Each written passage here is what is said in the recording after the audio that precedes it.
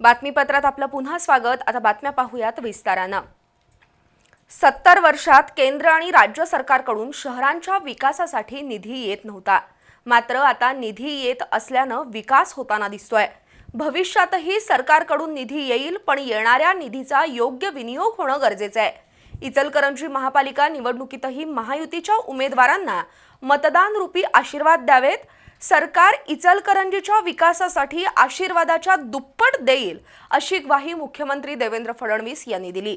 इचलकरंजीमध्ये महायुतीच्या उमेदवारांच्या प्रचार शुभारंभानिमित्त झालेल्या विजयी संकल्प यात्रेदरम्यान पत्रकारांशी ते बोलत होते। महापालिका निवडणुकीतील महायुतीच्या उमेदवारांच्या प्रचार शुभारंभानिमित्त मुख्यमंत्री देवेंद्र फडणवीस यांची आज इचलकरंजीत विजयी संकल्प यात्रा पार पडली। राजर्षी शाहू पुतळ्यापासून यात्रेला सुरुवात झाली।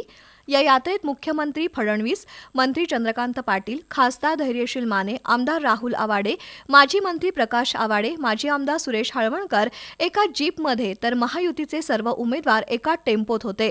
जनसमुदायासोबत मुख्य मार्गावरून ही यात्रा शिवतीर्थ मार्गे महात्मा गांधी पुतळा चौकात पोहोचल्यावर मुख्यमंत्री फडणवीस यांनी पत्रकारांशी संवाद साधला। संकल्प यात्रेत उत्साहानं सहभागी झालेली जनता पाहून इचलकरंजी महापालिकेत महायुतीची सत्ता येण्यात काही शंका नसल्याचं मुख्यमंत्री देवेंद्र फडणवीस यांनी स्पष्ट केलं। इचलकरंजीतील पाणी, रस्ते आणि आरोग्यासह विविध कामं मार्गी लावण्याबरोबरच शहराच्या सर्वांगीण विकासासाठी महायुतीचं सरकार प्रयत्नशील आहे। त्यामुळे विकास कामाच्या जोरावरच महायुती ही निवडणूक लढवत असल्याचं मुख्यमंत्री फडणवीस यांनी सांगितलं। ही निवडणूक आमच्याकरता विकासाची निवडणूक आहे। आम्ही जी मतं मागतो ती केवळ आणि केवळ विकासावर मतं मागतो। जे केलंय आणि जे करणार आहोत याच्या आधारावर आम्ही या ठिकाणी मतं मागण्याकरता आलो।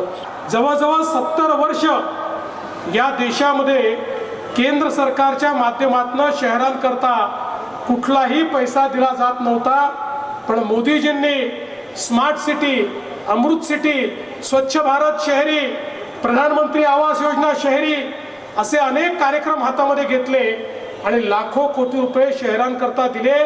आपल्या महाराष्ट्रातल्याही शहरांना जवळजवळ 30-35 हजार कोटी रुपये हे माननीय मोदी साहेबांनी दिलेले आहेत।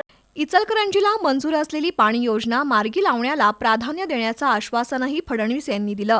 आपली सगळ्यात मोठी प्रायोरिटी कुठली तर ती काही झालं तरी इचलकरंजीचा पिण्याच्या पाण्याचा प्रश्न हा पूर्णपणे सोडवण्याचं काम हे आता आपलं सरकार या ठिकाणी करणार आहे।